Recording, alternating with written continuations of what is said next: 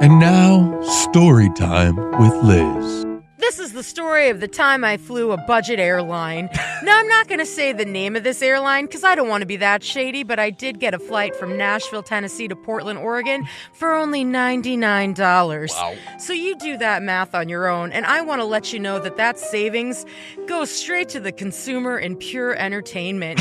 Because once I boarded this flight, which, by the way, I had a delightful time. They upgraded me to business class. Wow. Because they said I seemed kind. Little did they know. But so they upgraded me, and I was in the fourth row, flying from Nashville to Denver, from Denver to Portland. Mm-hmm. And on the first part of this flight, I turned and looked to my husband, Boo Bear, and I said, "This is the Waffle House of the sky."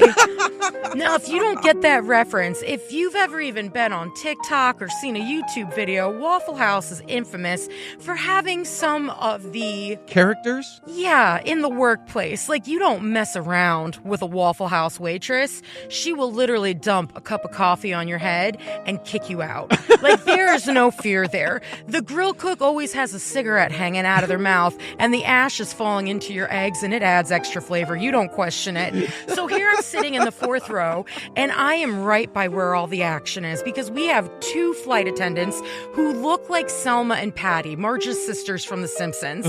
All they want to do is go out on that tarmac and have a smoke. I can tell.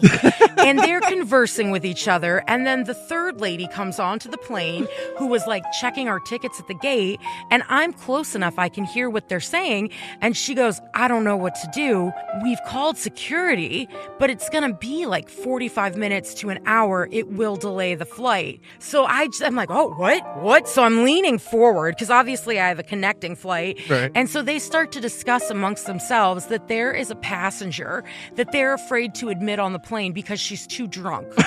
But if they don't admit her on the plane, it's just going to cause delays. So these two flight attendants say, "Bring her on. Let's see what we're working with." And this woman emerges looking like my sophomore math teacher with the thickest Southern accent I've ever seen. And I'm already emotionally prepared for the fact that she is gone. Yeah. She has on ginormous sunglasses, and she boards this plane like a celebrity. "Hey, y'all, how you doing? Where's my seat? I can sit right up front right here. You want me to sit here? We're all friends. Who wants a hug?" And so, like, she's like using these grand arm gestures, and they usher her to the back of the plane. At this point, the two flight attendants confer again. They get the pilot, which, by the way, this flight is so budget that the pilot's door isn't even shut. They bring him out. He goes to the back of the plane, comes back up, and goes, "It's your call. If you think you can handle it, we can go. If you don't, we'll wait on security." Now a fourth woman stands up in the row in front of me, and apparently she is another employee of this budget airline who had gotten a jump seat to fly along, but she is not on the clock. And so she goes to confer with them, and she really is a sturdy lady. And in the gruffest voice I've ever heard, she goes, "Don't worry. I can take her if we need to. Put her in the back. We've got this." And so they all kind of shrug their shoulders, and they're like, "All right, let's do this." So that lady sits back down. I look to the back of the plane, and all they're trying to do is make sure that her seatbelt is on. Literally, she is upside down with her feet in the air, completely just like, I mean, gone, singing songs.